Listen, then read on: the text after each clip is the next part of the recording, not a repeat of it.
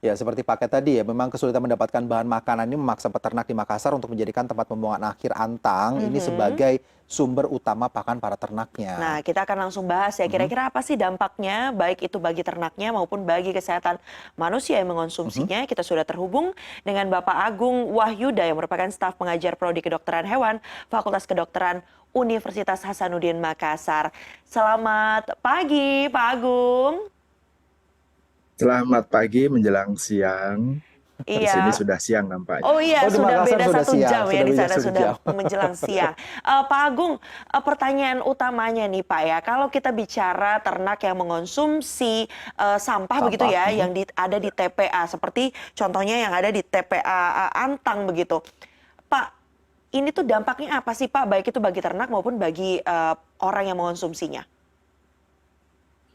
Ya, ini kita lihat sebuah ekosistem ya, paling tidak kita memahami seperti itu bahwa di situ ada manusia juga yang melakukan aktivitas, kemudian ada juga hewan ternak, tidak hanya ternak, tapi juga ada hewan lain. Tapi kita tentu ingin fokus pada ternaknya. Nah, ketika ternak atau hewan apa yang dipelihara di sana itu tentu secara konsumsi pakannya itu kan tidak memenuhi standar-standar kebutuhan nutrisinya. Tentu di sana ada berbagai kondisi yang dengan cemaran yang bermacam-macam.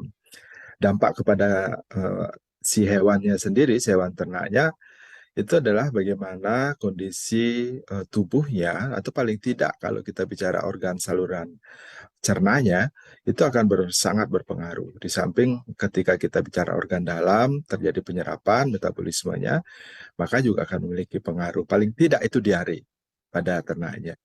Itu daya tahannya juga akan berpengaruh ketika dia diare. Kemudian hal-hal yang berkaitan dengan kemudahan penularan parasit misalkan, itu juga bisa sangat mungkin terjadi.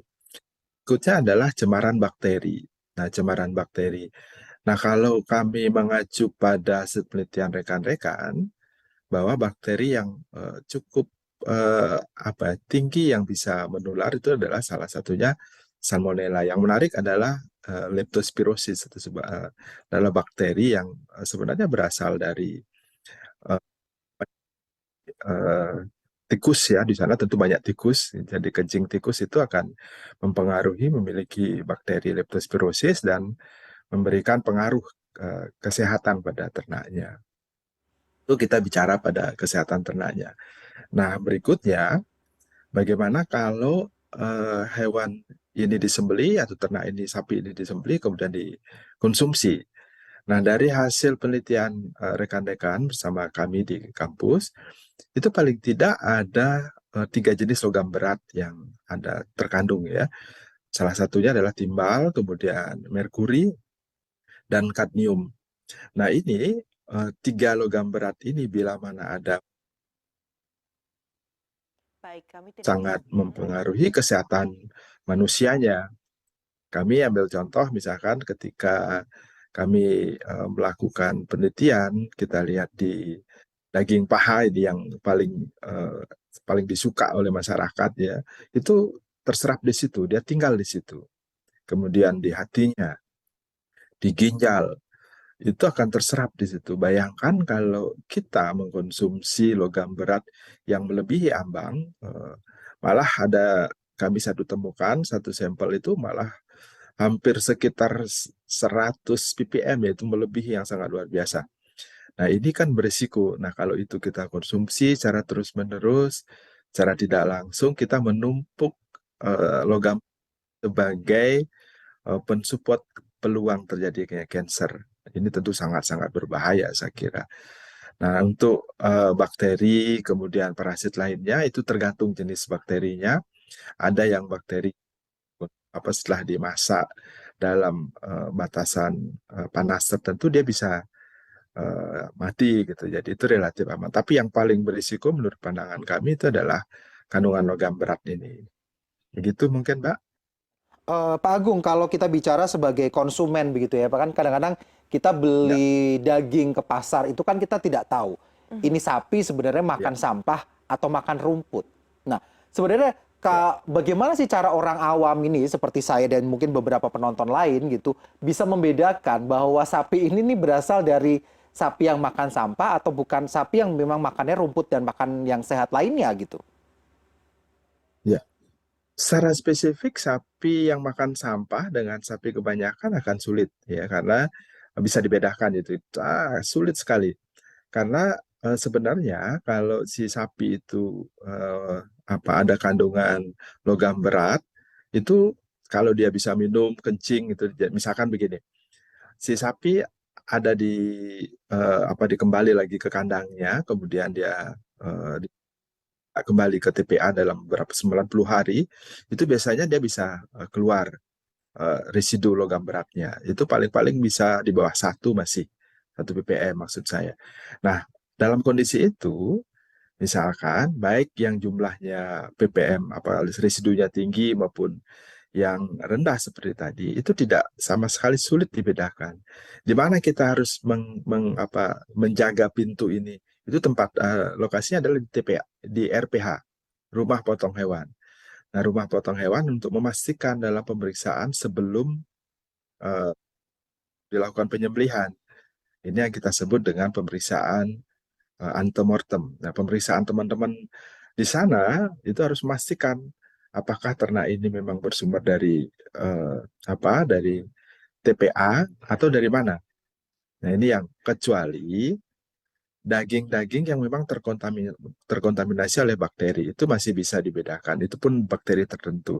Cara spesifik kami sampaikan agak sulit dibedakan mana yang memiliki kandungan daging yang memiliki kandungan yang logam berat dan mana yang sehat. Itu benar-benar sulit. Inilah tantangan dan masalah kita. Kita harus mengawalinya dengan mengurai kebijakannya.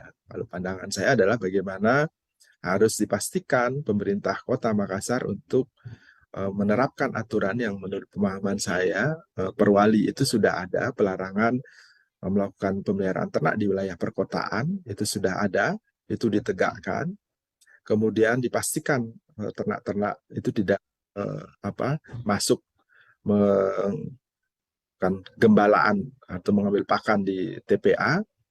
Kemudian pastikan juga nanti di RPH. Jadi ada dua cara saya kira yang bisa kita memastikan karena sekali lagi ketika kita sudah masuk di pasar, daging itu masuk di pasar sangat-sangat sulit. Kecuali kita melakukan pengambilan sampel secara rutin, kita periksa kembali residunya, nah ini baru bisa kita temukan. Saya kira itu tidak mudah kita lakukan.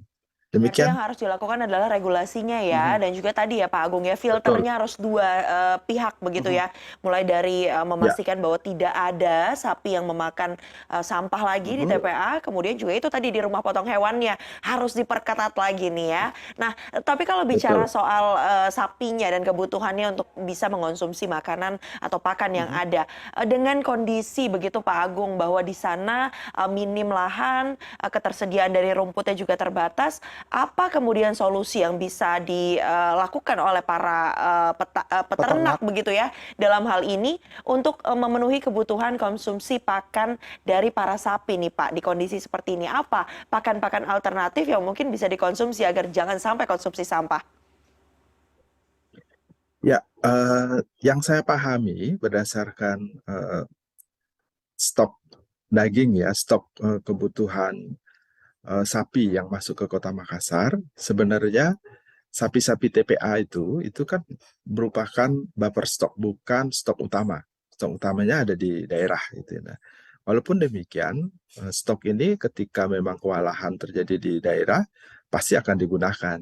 Nah, apa solusinya bisa kita gunakan? Ya, fermentasi jerami salah satunya. Jerami masih ada di seputaran perbatasan, misalkan di Takalar, kemudian ada di Goa, di Maros begitu berlimpah. Saya kira dengan melakukan teknologi fermentasi yang bisa digunakan dengan misalkan mencampur dengan beberapa komponen yang jauh membuat lebih enak bagi si sapi, itu salah satu jalan keluarnya. Tentu petaninya atau peternaknya ini harus tidak egois. Jadi dengan keinginan memiliki ternak, kemudian tidak mau berusaha untuk mengambil pakan di tempat lain, kemudian melakukan fermentasi. Saya kira bisa dilakukan itu kalau memang teman-teman peternak ini bersedia.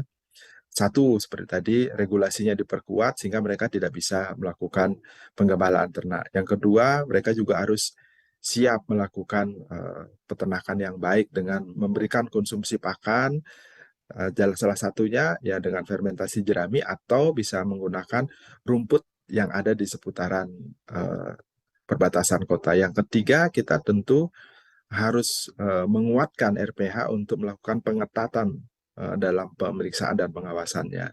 Demikian. Baik. Oke. Terima kasih banyak atas informasinya pagi ini.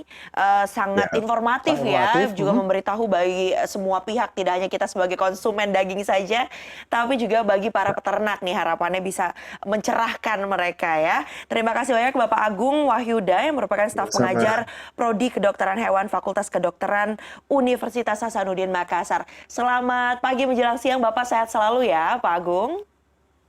Selamat pagi menjelang siang. Terima kasih.